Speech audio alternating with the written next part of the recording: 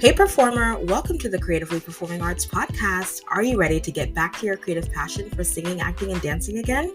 Hi, I'm Estelle, beginner voice coach, performer, and Christian creative, and I know how it feels to want to use your God-given gifts, but to stay stuck in fear. The solution is to just get started. So, in this podcast, you'll find beginner singing and performing tips, inspiring interviews with artists, and help to push past your fear so you can finally start performing again. So pause your Broadway playlist and take a vocal rest, because the show is starting and you're the star of it. Let's begin.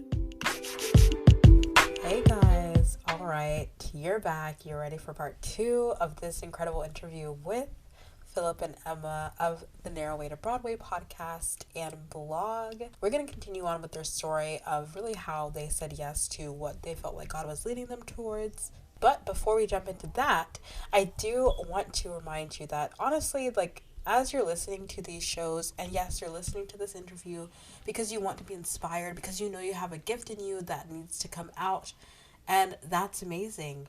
But I don't want it to stay there or to end there. I want us all to be taking action, right? So don't let what you hear, what you're inspired by, end here. Don't let it die here, okay? Take action. And I want to encourage you to take action this week by coming to this free, beautiful workshop that I'm doing. I'm hosting on Zoom. It's going to be live.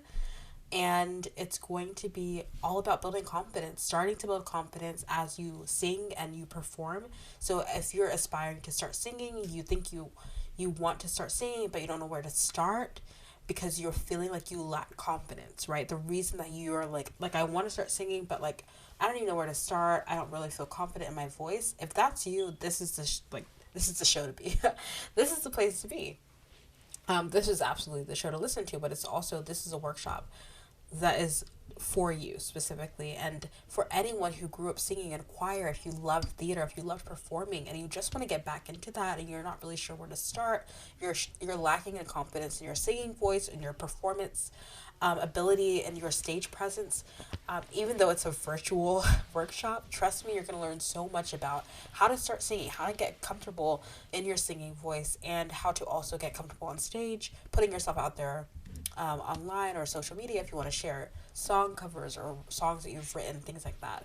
So I would love for you to join us. It's going to be a free workshop, and it's going to be on Zoom this Thursday, February 2nd at 7 p.m. So come on over and join us. You can go to the link in the show notes where it says sign up here. Go to that link to sign up and enter your email, and that's it. You just have to put in your email and your name, and it's going to be great. And then you're in. You can also just join the Facebook group down below, the Performing Arts Community on Facebook, and that will also automatically get you in, okay? So come on over. Don't let your inspiration die here. All right, take action and start singing, start performing today, this week, okay? It's going to be great. And I can't wait to see you there. All right, so without further ado, let's get into part 2 of this interview. We're going to continue on with Emma really sharing her story of how, she really took a step of faith, and God paved her path for her to really start using her creative gifts in a way that she wasn't really expecting. So listen in, let's get into it. I think what's interesting is in at the time, and I think Philip would probably agree with this, at the time, I didn't even know that I was saying yes to God in a lot of scenarios. I don't know if I was spiritually mature enough to know that the decisions that my spirit, at the time I didn't know it was my spirit, but the decisions that the spirit led me into were even ones of obedience. I think I just made a decision, and the God of the universe was present and active in my life. So I think sometimes I can look back at my story and be think that I was aware that God was leading me somewhere. And sometimes he has been. Sometimes he's been very clear, this is where I need you and this is where I want to use you. But I also think there's a world in which God works. It's funny. It's God gets creative with our obedience and is I'm just going to slowly but surely, one step at a time, lead you somewhere else, which is equally, it's a way he can work too, which is also beautiful. I love that quote. God works creatively with our obedience. Just highlight that, star that. That's so good. I love that. Philip, were you going to say something? No, okay. Emma's just so good with words, and I'm just thanks. I love that. That was so good. Okay, well, speaking of God, being creative with our obedience, I want to know everything about Narrow Way to Broadway, how that came to be. Again, like starting something new, like you said, you didn't know the podcasting industry, and then now here you are working in it, doing all these cool things in it years later. But what did that beginning look like for both of you? Where did that all start, and how did Narrow Way to Broadway become what it is now? Whew. Well, I'll start with the birth of Narrow Way to Broadway happened in my dorm with our friend Michaela, my freshman year. That's where the name was created. Um, I think her mom honestly came up with it, which is like classic Michaela and Kathy, Kathy Martirosian things. But we really did it our freshman year because we were like Emma was saying, like there was this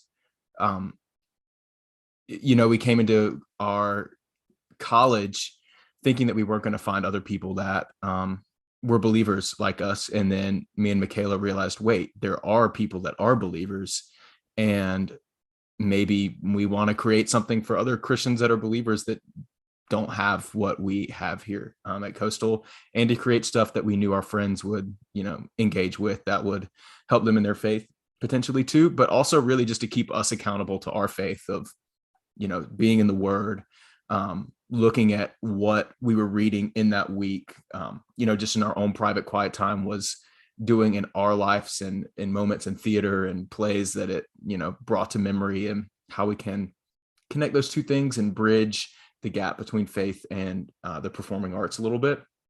Then, of course, as all things do in college, that died after like after like 2 years, because we got busy and life just moved in different directions, but we were still super engaged with Christian community.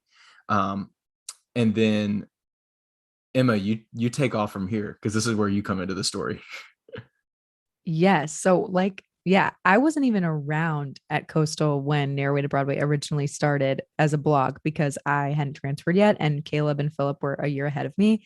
So I don't really, it's so funny. So basically what I knew was that Coastal had a really good Christian community. Philip and I were good friends. We lived together my junior year, his senior year. So we just had a lot of conversations about like faith and whatever. There was a lot of built in like friendship and accountability for this group that we had. And then I guess we just kind of like kept in contact, would chat every once in a while. Philip is like, this is just an affirmation, so good at keeping in contact with people. Like I would randomly get a call from Philip like every other week, just be like, what's up? How are you? And I'm like, this is so great. My friend calling me. But continuing those conversations, at the time, Philip was at the Greenbrier. I was in Chicago auditioning all the time. Like that's basically what my job was. So just continuing these conversations that we were consistently having. And at the time, like I really had no friends. I was like in Chicago, didn't know anybody. I had maybe one friend. So I remember, I will never forget this. Like I remember I worked at a gym in Chicago at the time. I worked in the kids club so that I could get a free gym membership, as one does. And I'm not going to say this was the spirit, because it might have been, but I don't want to like act like I knew it at the time if I didn't. But I just remember being like, you know what? I think Philip and I should start a podcast, and I think it should be called Narrow Way to Broadway. And I remember I don't know if I texted you, like, did I text you a voice memo or did I text you like text? I think you texted me and were like, have you considered bringing back, like doing anything with Narrow Way to Broadway? And yes. I think at that moment I called you because I was driving around. I like can still see in my mind's eye our first conversation. I was driving around because I always just call people when I'm driving. Yes. And you texted me that, and I called you immediately, and I was like, what are you talking about? But I can like see the mountain like vistas of West Virginia that I was driving through. It's a sunny day. Right. And I was like, well, I mean, I'm not doing much here other than singing in the casino at night. We can give it a go with this jazz band. So yeah. And that's the funny thing too, is that like, we didn't know, like the podcast industry, it's like so funny to even call it an industry, because it is now, but at the time it totally wasn't. Like, no, we thought starting a podcast was like it was just like this fun thing we were going to do. And we didn't even know how. So I didn't even sit listen to podcasts. No idea. I like listen to like true crime podcasts, and we didn't even know how to do any of the tech stuff, none of the recording, none of the distribution. But this was a moment where I think we said yes to God before actually knowing what we were doing. It was like a daily bread moment where, yeah, we started like texting all of our friends about it, that we were starting this podcast. We were like praying about it constantly. And we like picked a release date without having any episodes recorded and without having any equipment. And we were like, but this is when it will come out, May 1st. A leap of faith. A leap of faith. It truly was. And in the pandemic, it just happened. So we're like sitting at home. You were still in Chicago. Were you in Chicago? No, I remember recording my first episode with John Jorgensen for season 1. And I was in my childhood bedroom. Wow. It's incredible. Like, it just was crazy. Me too. Yeah. And we had nothing else to do. No, we had nothing else to do but pray about Narrow Way to Broadway and interview people. And like, there is so much that the Lord did in that season of Narrow Way to Broadway. And the Lord is continuing to work in amazing ways for Narrow Way to Broadway, just like with its continuation, with its visibility. But like, it is crazy that we started this totally on a whim almost. And it was prayerful and it was thoughtful. And that's what I will say. Like, it was prayerful, thoughtful, and obedient, but it wasn't like super, like there wasn't much vision attached to it. No, we didn't have a lot of know-how. We had hopes for it, but we just remember we were just amazed because our main prayer for season 1, and it continues to be our main prayer from Narrow Way to Broadway, is like, bring the people on our show, like give the people who need to be on our show and share their story the courage to say yes to an interview. And it has been amazing. The people who have, come on our show, the timing, like just with even current events that the Lord has enabled us to have conversations with the right people at the right times about the right things before we even know why. And it's just been such a gift. So that's sort of how Narrow Way to Broadway started. I mean, it was so fun and so like such a gift, but I wouldn't say we like really felt like God was preparing us. We didn't know that God was preparing us for it until like, honestly, season 3 or 4, in my opinion. So, yeah. And honestly, during that season, like just personally, the level up of just faith that God was given to me, like, I don't know. I grew up in a church that, like we didn't really talk about the Holy Spirit much. Like I've just left West Virginia and I'm back home in my childhood bedroom and I'm like getting blown up by the Holy Spirit every single day. And I'm like, oh my gosh, this is insane. And, I'm working in the Chick-fil-A drive-thru that I couldn't get a job at in high school, like making $8 an hour, 40 hours a week. And there's like all this sort of stuff that's happening. But like, I even had a moment, like 2 weeks ago in my journal that I'm taking notes in right now, where I literally wrote down like, God, take me back to the way that I felt about you when I was in the Chick-fil-A drive-thru in 2020, because like there was just something that God did in my heart, and I think yours as well, Emma, during this time, that was just like eye-opening to, maybe this is what, this feels so innately like what you have created me to be. Not necessarily that like the podcast is a part of that, but like I felt like I was stepping into the person that God created me to be in that season for the first time. And met Philip, that God calls Philip, calls son. Anyway.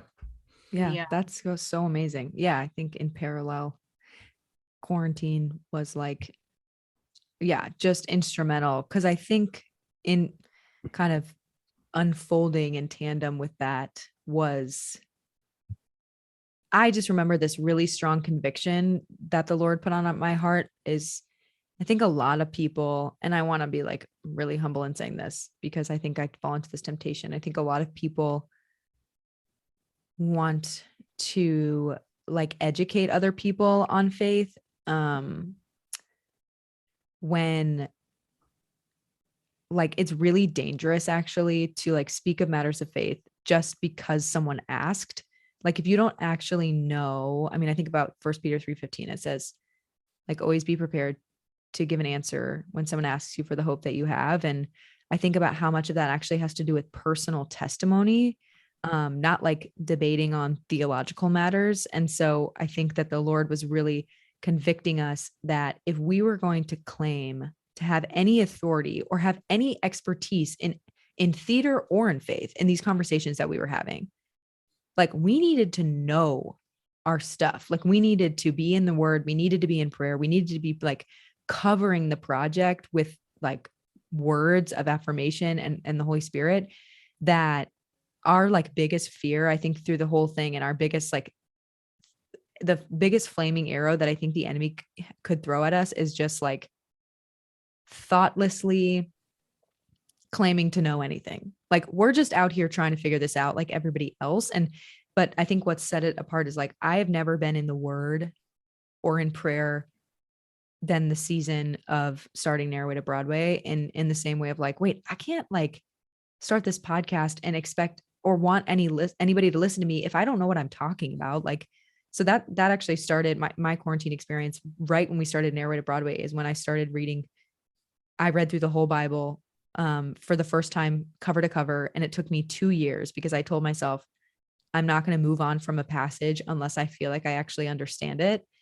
So that's why it took twice as long as like the Bible in a Year plans. But I think, yeah, I agree with Philip in that, not necessarily just because of Narrowway to Broadway, but Narrowway to Broadway marked a significant season of spiritual growth and accountability in our lives, which was amazing and so necessary. Yeah. Yeah, I love that. There's so much to say about what you guys are sharing. I love that what you said about, starting and then kind of needing to like grow into it as you are doing it, like growing in your faith as you're having these conversations. I feel like that's what I've been kind of in the similar boat. I started this podcast over a year ago, but when I started it, I was in medical school. And I don't know if I mentioned this when I was emailing you guys, but I was, not on the path that I knew that God had called me towards, but, I was kind of doing what looked good on the outside, what looked good on paper. Lots of backstory to that, as I've talked about on this show before. But I will say that when I started it, it was all about like staying creative while I was in med school. And then at the beginning of this year, when I kind of rebranded and was like, okay, I'm actually going to be a performer now. I'm actually going to go into the arts. And it was like, okay, like I need to be like intentionally taking action steps because I want to share with my community what it really looks like to kind of like start again and kind of be at the beginning stages of something that you want to do creatively. Even though I grew up in the arts as well and grew up doing theater too, but I kind of I never considered it professionally until God was like, oh no, you're going to be an artist and you're going to serve artists. And so I was like, okay, it actually holds you accountable when you start something like this, to be like, okay, I want to be intentional so that I can now share with other people too, how they can start being intentional in their own creative journeys as well. And at the same time, it grows your faith because you're taking a step of faith. And it's like, well, I could hold on to this podcast and this business, because my podcast is also like my voice. I have a voice studio as well online. And so I'm like, well, I could hold on to it and try to do it all myself, or I can remain in prayer and remain in faith. And kind of like you guys, like it's been a challenge that has forced me to trust God. Like I thought I knew how to trust God before. I also grew up in the faith. I also grew up, in a Christian home that was very full of, passion for God, full of faith, has been, still is full of passion for faith. But, I think challenges and circumstances in life, and when God calls you to start something, especially creatively, it really does force you to depend on him even more. And that is, it's beautiful. It's beautiful. It can come from that. That's what's come out of Narrowway to Broadway. And I just want to use that as an encouragement to anyone listening that it might not look like starting a podcast or starting a business or starting a, whatever. It could look like I'm going to try to start taking a dance class, or I'm going to try to start, learning to sing. I really like to start with like, I really like to think of like, what are some like simple, like small next steps that people can take if they're just like curious about their creative gifts, or they're just curious about starting. And I think that what they can take from your story about Narrow Way to Broadway is that, look, even if you're just starting like them, you don't know the whole vision, you don't know everything that's going to happen 3 years down the line, but set that release date, right? Get that first piece of equipment, sign up for that first acting class, go to that one audition, just one local, community theater audition, just start small and start somewhere, because you don't know what God can do with that one small step of seemingly small step of faith. So thank you for sharing that. Yeah. I love that. For sure. And I don't know, Estelle, if you can hear the vacuuming happening in the background of my recording, but okay, that's great. You're good. I think too, like God also, the first step, this just came to me. I don't know if this is like, this will resonate with anyone, but also like the first step could be cutting back. Like, I think that a lot of people are like, I need to do more and I need to start something and I need to like create a nonprofit or start an initiative, or everybody's starting a podcast. It's like, there could also be a world in which like your step of obedience to the Lord is you saying no. Like, and I think that that's where, like, yeah, Philip, what you said about like, bring me the faith in the Chick-fil-A drive-thru. And I'm like, bring me the faith in my childhood bedroom when I was like 22, not knowing what my life was going to be. Like, I feel like there is so much obedience in simplicity.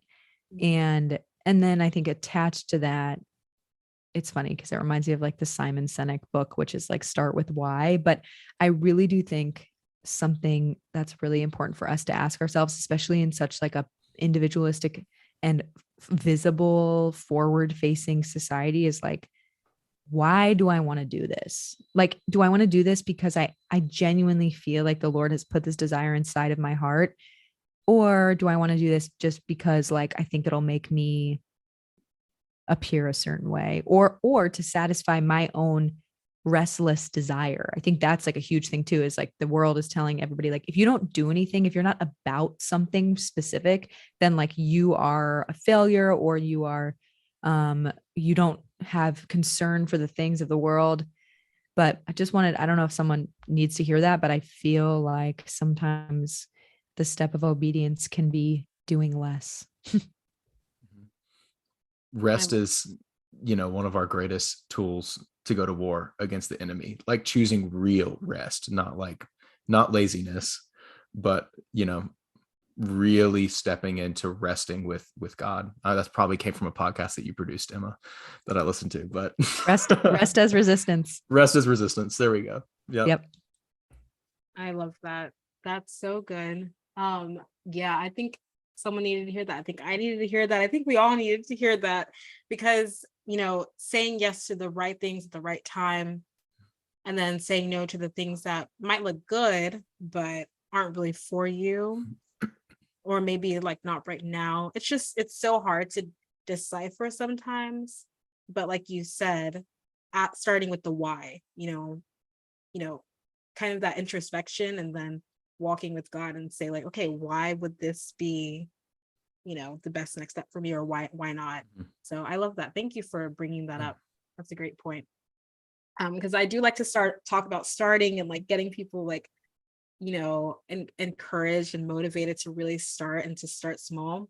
But sometimes you do need to start with stopping, start with doing less of, what isn't for you at this time. So I love that. Thank you. So I would love to know, so kind of switching gears a little bit, but we're going to tie it into Narrow Way to Broadway before we wrap up. For the person who's listening, who's like, oh my gosh, they did like musical theater, they did theater shows after shows after shows after shows, and now they're producers, or maybe they're thinking,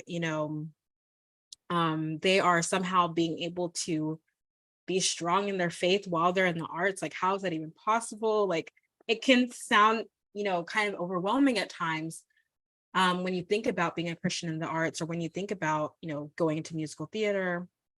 So let's start with musical theater. So if someone's listening and they're like, where do I start if I want to explore musical theater? You know, you talked about Philip being in Greenbrier. I think that was like it was a resort that you were a performer in. Okay, because I've heard, like I said, I know some of your stories from listening to the show, but just got to clarify. And then of course, Emma, you were in Chicago, you were doing shows. So, but both of you guys grew up in community theater. So if someone's like, I don't even know where to start, but I do like, I don't know, I like theater, I like listening to Hamilton, I don't know, where do I begin? What would you say to them? Oh, let's start with Philip. Great. Wow. Okay. Well, I would say number one, before, like, if you're loving theater, you're like really wanting to get involved, community theater is a absolutely beautiful place to be. Um, there's recently I've had the opportunity to kind of like step back in with community theater organizations and get connected to some in my area for the first time since I've moved here. And there's just something really refreshing to me coming from the professional sphere of stepping back into community performance and seeing people love each other in a different way. Yeah. And care, not that that isn't present in the professional field, like the theater community is strong in the Yeah. professional world. But when you see people, in all ways, whether you're an artist or an engineer or a line cook at a restaurant, there's this level of creativity that everyone has inside of them. And to see people do something as risky as putting yourself literally in front of your community for free, where you are then a lot of times paying to be a part of these shows, and to seeing people put themselves out there and on the line in that way for the sole purpose of being in community and being a part of something with other people, but also having a creative desire inside of them that you just have to get out into the world. Um, that's deeply inspired me in the work that I've been a part of. So if you're thinking about it, go audition for a community theater show and don't expect anything out of it. Don't expect to get cast. Don't expect to get cast as a lead. If you do get cast in the ensemble, enjoy every moment. Um, Love the people, love the connections that you're making there, because it's one of the most vulnerable places I think that you can, you know, become a part of in your community. Like, where else do you have people gathering around one common story and theme other than churches and religious organizations, where they're gathering around one narrative to tell it together, and they're putting in all this effort and work. Like, yes, sports teams have like the team aspect, but they don't get the vulnerability and the honesty aspect that I think we find a lot of times in theater or dance or art classes or pottery classes, and ways where you can creatively express yourselves in your community. So I say, go for it, expect nothing, and love the people, love the heck out of the people. And when conflict arrives, love even deeper. Yeah. That's so good, Philip. So good. I'm like hype. I want to go audition for a community theater production now. Maybe I will. It's amazing. Yes, I agree.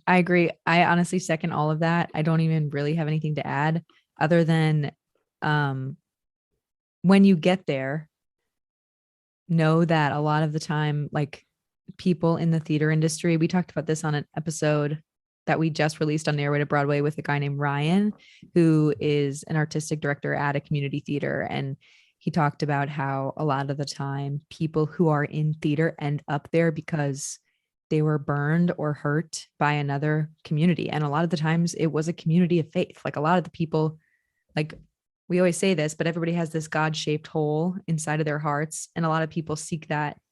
Sometimes people seek that in church and don't find it and are hurt by that. So then they seek it in theater. And actually, in some ways, it's pretty similar. It's a very communal, again, like Philip said, it's surrounding a narrative, surrounding like playing a role, an active role in a community. So I would also just say, like, when you get there, there are really tangible ways to like be a light to this community. We talked about it on our first episode of this past season of Airway to Broadway, where we said there are just like three really simple ways to be a light in the community. And one was like resist the urge to tear others down in speech. That can be a really big temptation just in general, but also within the arts community, a community that's really subjective. 2 is be the first to arrive and the last to leave. Like, be a servant, come help set up the chairs, let someone borrow a pencil. I'm telling you, someone will forget their pencil. So bring extra pencils, like be the person to provide the pencils for the rehearsal. And then the third thing, I think the third thing, right, Philip, was like, just be affirming. Like, if someone is doing a good job or if someone is serving you in a certain way, like, tell them, go up to them and say it. And that's a way. So echo everything that Philip said, just go do it. And then when you get there, keep those things in mind. Yeah. I'd say like an example of the last one that really blessed me literally yesterday is I was at, my church's like volunteer appreciation party for the year for our volunteers at the church, and our campus pastor, who's like a actual friend of mine and like mentor of mine, came up to me, and I'm also on staff at the church. So like, I don't work for the church that I attend. I work for like the organization that helps. It's hard to explain. We're all the same church, many locations. But the location that I attend, the pastor is my friend, and he came up to me as like, looked me in the eye in a series, is like, I'm so grateful for what you do here. Like, you don't have to do this. And I'm like, oh yeah, like, yeah. Thanks. Like, yeah, absolutely. Thanks, Sean. Like, I really appreciate it. But in the moment, I'm like, that's kind of like, but then thinking about it in this moment, I'm like, that's really awesome. Like, I love that guy. And of course I'm going to serve and, be grateful for those words that he gave me, that he didn't have to give me. Cause I work, right. I work for the church. We're friends. He didn't have to say that anyway. Yeah. No, it's true. Yeah.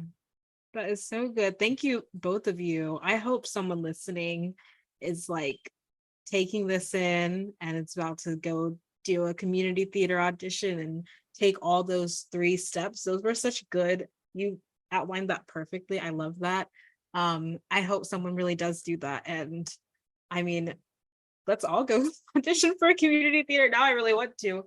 Oh my gosh. But yeah, that's great. That's wonderful. I would love us to wrap up kind of talking about your vision for Narrow Way to Broadway and kind of relating to your point, Emma, about being a light in the community. You mentioned earlier in your story about how you didn't know that you could be a Christian and be like fully in the arts and like immersed in the arts, but you realized that you absolutely can be. And now you guys are both doing it. You're following God and how God is calling you to use your creative gifts, even in a professional level. And not everyone who's listening wants to do it professionally, but wants to use it in some way. And I love that either way. Mm-hmm. So I would just love to talk about a little bit about your vision for how you want Narrow Way to Broadway to really inspire people to be a light in the performing arts community, and what that looks like for you guys coming up, or, if you have projects coming up that you think will specifically speak to this,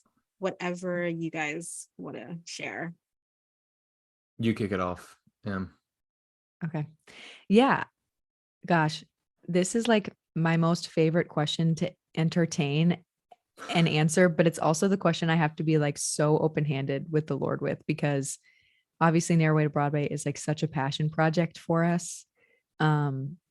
And it's grown, and we have seen God in every single step of it.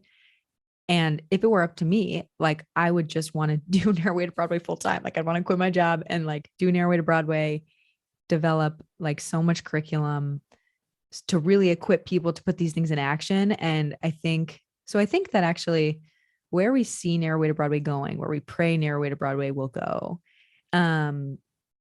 because we're on the 6th season of audio. So we have a lot of audio content, but we really want to equip people to put these things into practice in community. So we're praying about, and we really invite your listeners to do the same, about creating more opportunities for in-person interaction with listeners. So whether that be starting a Narrow Way to Broadway Bible study where we write some kind of curriculum and people can do it in small groups, or do it virtually. I think ultimately we'd like to have a yearly Narrow Way to Broadway, like large gathering, like in a major city, maybe, like at my church in Chicago, or maybe in New York or something, where anybody who's a Christian artist can come and gather and meet people and learn about theology and learn about faith and learn about theater. Like we just have this vision of people at this conference, like taking a class on the Trinity and then turning around and taking like an acting for the song workshop. And that's like our dream. But we need prayer over that. Like candidly, we're you not imagine? Oh my like, gosh. could you imagine? That would be amazing. Sounds amazing. I would go. Great. Sign me up. Our first sign up, Estelle. Yeah. I'll be your first sign up. That's Love awesome. it. Yeah. So that's kind of the hope. But more, shorter term, Philip, you can take this off. We actually recently, we're doing season 6 of the what's it called? The podcast wall. And then we have some other things too. Like we have some written things. So do you want to talk about contributors at all, Philip? Yeah. So we have started a new thing, Narrowway to Broadway Contributors, where we just kind of are trying to get people involved in the podcast. We've we've been doing this for ourselves for 2.5 years now, and we need help because we're in very different life stages and positions right now than we were when we started the podcast. And we want to be offering more for people. So we decided to create this contributors program where we're inviting people in to help us in any way they feel that they could help us. So right now that's primarily manifested itself in writers. So people that are creating blogs and other, written content that we'll be posting on our website, on our blog, and then promoting on our social media. We're looking for people to help with graphic design and Instagram reels, or just like literally whatever people could contribute, because running a social media account that people are, engaging with right now is a lot of fun, but it is a lot of hard work in addition to, a lot of the work that me and Emma already do, which is very digitally based and very similar to a lot of the work that we do with Narrowway to Broadway. So, we've got contributors going right now. We've got, just shameless plug, a new line of merch. If you like merch and you like Narrowway to Broadway, or you listen to the podcast and you like it, go get some merch. It's pretty affordable, makes a great Christmas gift. And, what else do we have going on? I know we're just continuing to create audio content right now, prayers, meditations, talkback style episodes. So yeah, super cool. And just briefly, I can go over. So and we have interviews, which are just an interview with the Christian artist, a discussion of their story, a talkback episode, which is actually discussing a piece of art from a Christian perspective, usually with someone who is not in the arts. So usually that's a more like theologically heavy discussion through the lens of a piece of art. And then our prayers meditations are like 10 minutes guided prayer meditation. This season, we're following actual prayers from the Bible. So we recently did one on a prayer of faith, and on Monday, we're releasing one on Hannah's prayer in 1 Samuel. So her prayer for a child. So yeah, those are kind of our formats. Yeah. And I would say like one more thing that I feel like just content wise that I'm seeing us lean more into, and that Emma said, we were praying for when we first created the podcast, is that like an artist even saying yes to do our podcast as an answer to prayer. Not only because we want to have people on the podcast to give people audio content to listen to, engage with, but also for an artist to boldly step forward and be willing to say, yes, I'm a believer, is a really big deal. And one thing I think we're seeing more is a lot less with these artists and people are coming on the podcast that's challenged me in my life is, like at the beginning, we were both kind of sharing our background information. And I think the Lord's been speaking a lot to me, through even editing our podcast, about how I have, in a lot of ways as artists, we claim our background information, our resume, as our testimony. But we're seeing people on Narrowway to Broadway share their stories, what is not just what is real and true about them, but what is actual reality and what is, actually biblical truth that God is doing in their life. That's deep, very vulnerable stuff. And so I'm praying that people continue to feel, feel the ability to share deeply with us, and that we also, in return, Emma and myself, can also, very deeply and very vulnerably share with the things that God's, teaching us in our own lives right now. Yeah. So good. I love the pray and meditate episodes. I was going to say, And I think that, what you're doing is so important. Like you said about community theater being a place where people sometimes who've been burned by the church can go, you guys are creating like a space that, to me, I mean, it feels safe for people wherever they are in their faith journeys to feel like I can go here and hear about, this person's story, because they're an artist too, and I want to be in the arts, but I don't know about the faith thing, but maybe I can, listen and see.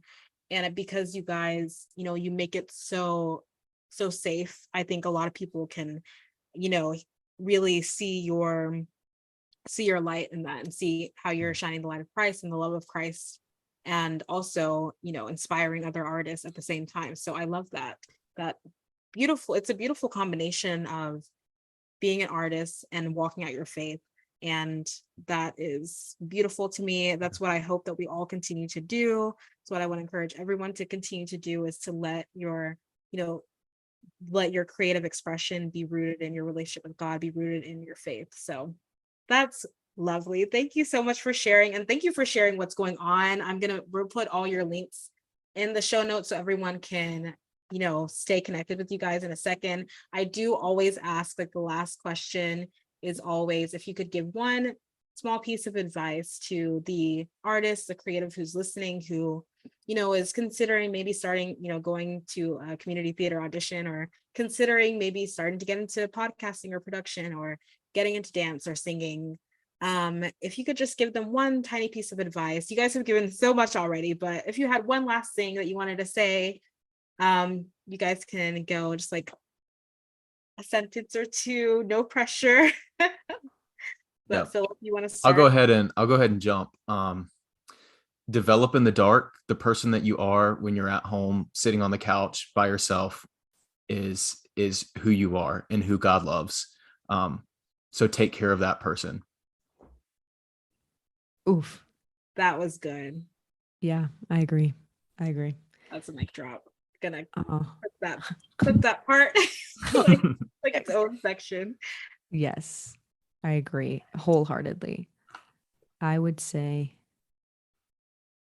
seek first the kingdom of God.